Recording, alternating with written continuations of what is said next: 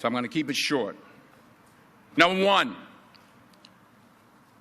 put God first.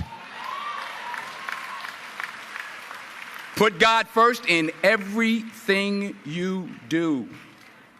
Everything that you think you see in me, everything that I've accomplished, everything that you think I have, and I have a few things, everything that I have is by the grace of God. Understand that. It's a gift. 40 years ago, March 27th, 1975, it was 40 years ago, just this past March, I was flunking out of college. I had a 1.7 grade point average. I hope none of you can relate. I had a 1.7 grade point average. I was sitting in my mother's beauty shop. They still call it beauty shops now? What they call it now? Yeah, I'll sit in the beauty parlor. I was sitting in my mother's beauty parlor, and I'm looking in the mirror, and I see behind me this woman under the dryer.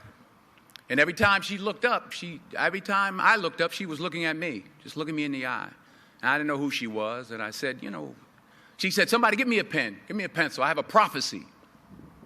March 27, 1975, she said, boy, you are going to travel the world and speak to millions of people. Now, mind you, I was flunked out of college. I'm thinking about joining the Army. I didn't know what I was going to do, and she's telling me I'm going to travel the world and speak to millions of people. Well, I have traveled the world, and I have spoke to millions of people. But that's not the most important thing, the success that I had. The most important thing is that what she taught me and what she told me that day has stayed with me since. I've been protected. I've been directed. I've been corrected. I've kept God in my life, and it's kept me humble. I didn't always stick with him, but he always stuck with me. So stick with him in everything you do. If you think you want to do what you think I've done, then do what I've done and stick with God. Number two, fail big. That's right. Fail big. Today is the beginning of the rest of your life, and it can be very frightening. It's a new world out there. It's a mean world out there, and you only live once. So do what you feel passionate about. Take chances professionally. Don't be afraid to fail. There's an old IQ test, was 9 dots, and you had to draw 5 lines with a pencil within these 9 dots without lifting the pencil. The only way to do it was to go outside the box. So don't be afraid to go outside the box. Don't be afraid to think outside the box. Don't be afraid to fail big, to dream big. But remember, dreams without goals are just dreams, and they ultimately fuel disappointment. So have dreams, but have goals.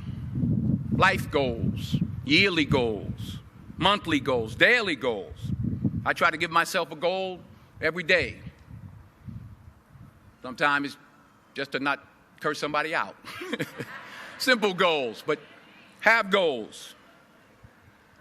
And understand that to achieve these goals, you must apply discipline and consistency.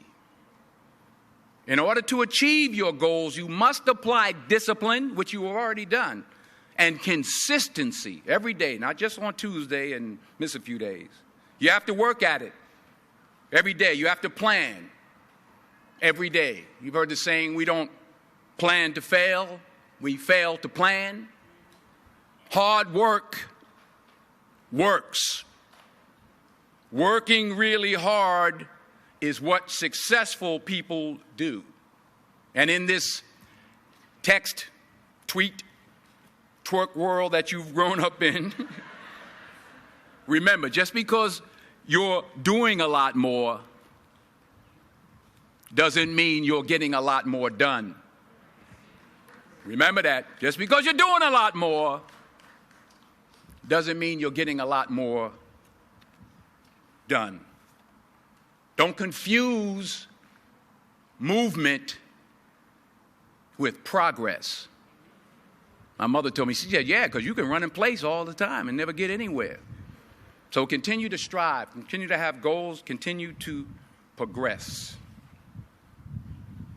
Number 3, you'll never see a U-Haul behind a hearse. I'll say it again.